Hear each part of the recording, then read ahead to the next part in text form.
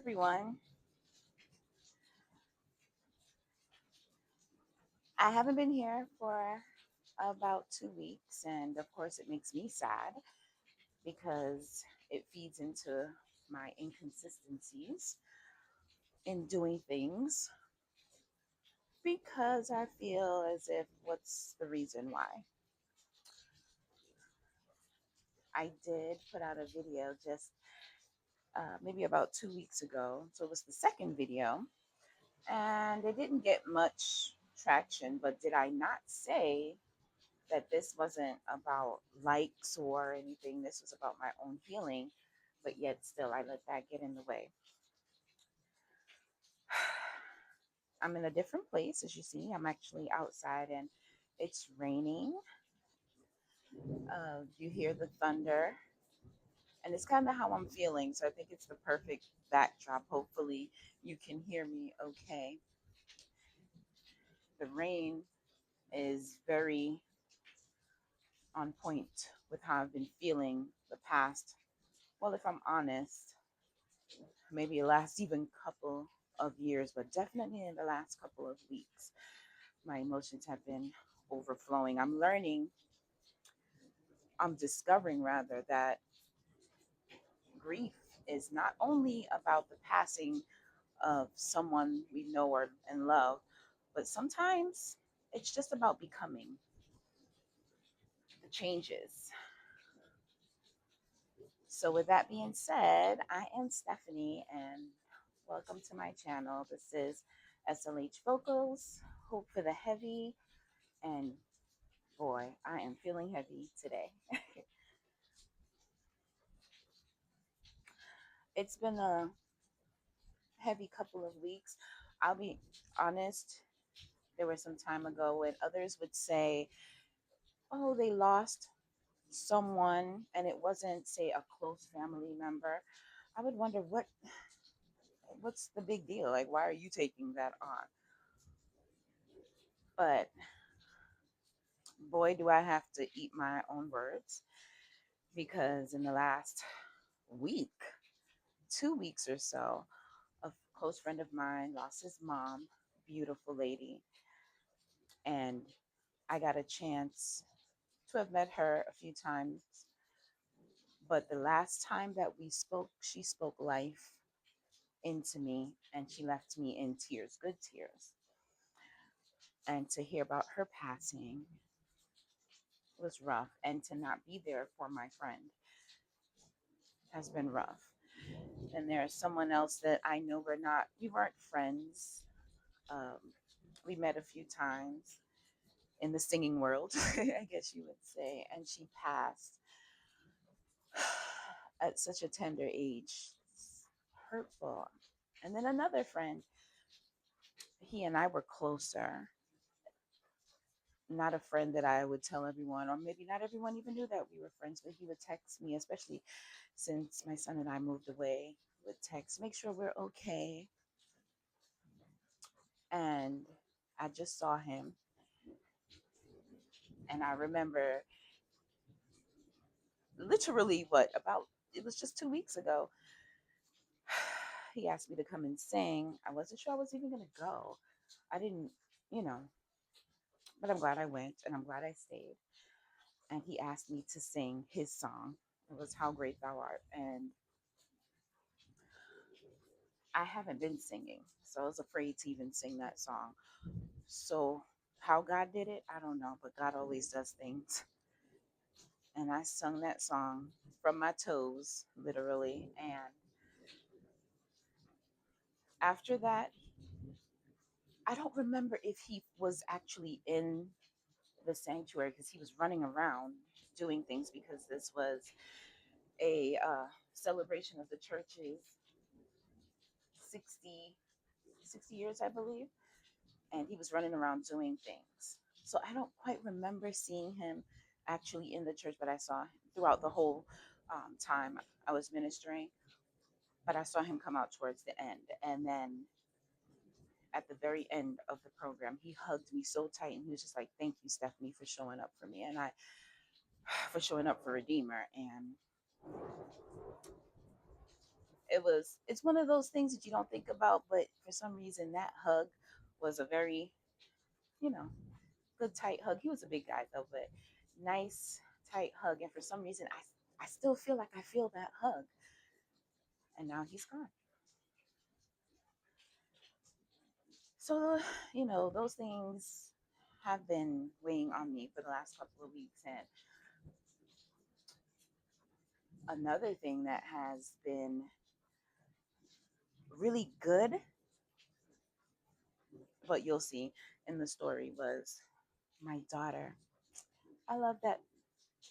I was going to say little girl, young lady, so much. We grew up together.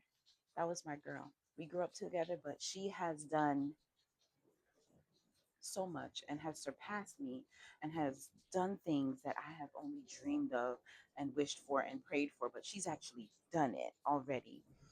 And she's been busy, of course, getting, doing her for the last couple of years.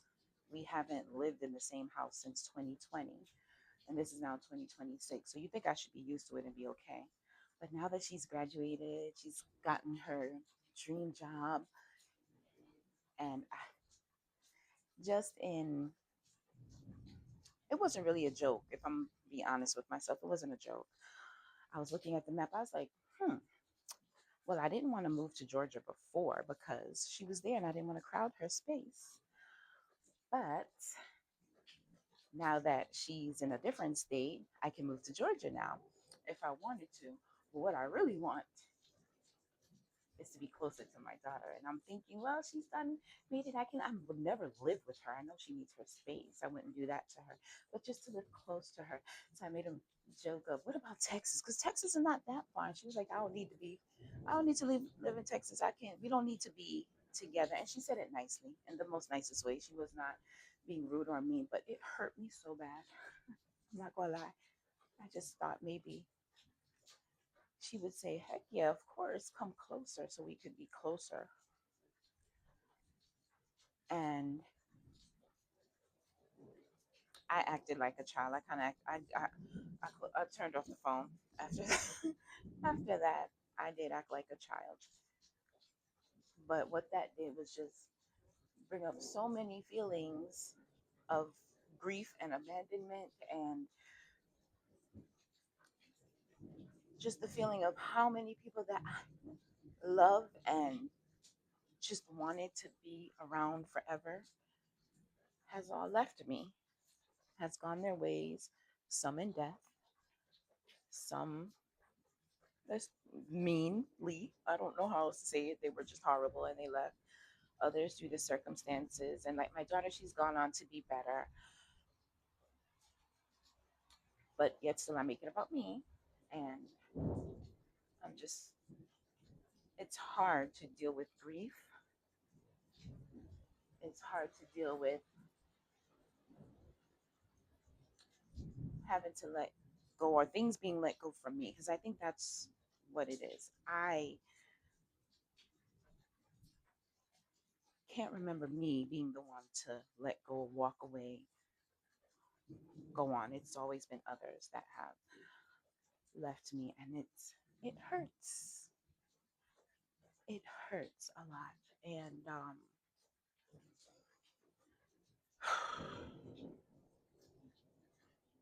it's been rough. It's been very rough, and it's something that I need to work through. It's not something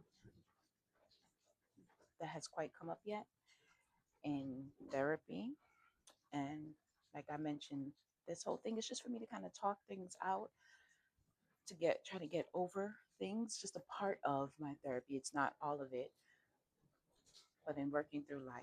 So I have not dealt with this fully yet, and I don't know how I'm going to. It's rough to even come to a realization that I'm actually hurt for the first time. Today I cried. I didn't it wasn't a big bawl or holler, but it was a cry of just my overall situation when it comes to grief and how I feel with my parents, my daughter, friendships, relationships. It's rough. So this definitely is a cliffhanger. There's no I have points for you, whoever is watching, on how to deal with grief. This is me in the first stages of it, just admitting that I'm sad and I'm upset and that I have some work to do.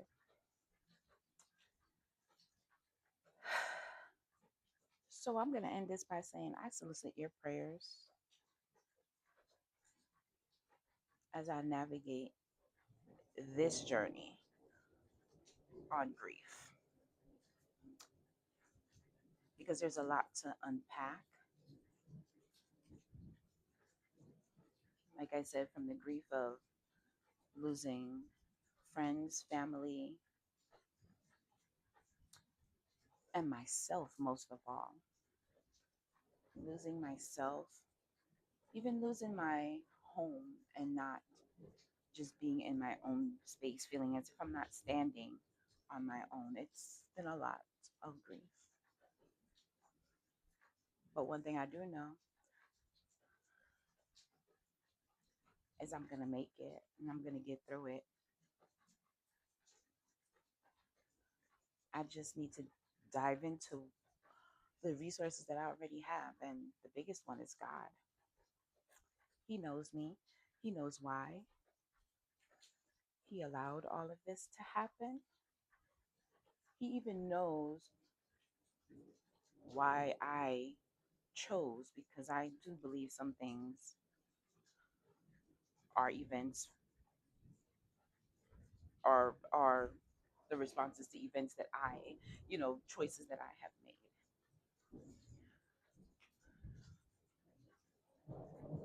But I'm gonna get through this one. Best believe it. But I just don't know how yet. Anyway, that's my video for today. Love you guys. Don't forget to pray. Don't forget to journal. Write it all out. Let him know about it. Love you guys. Until next week. Bye.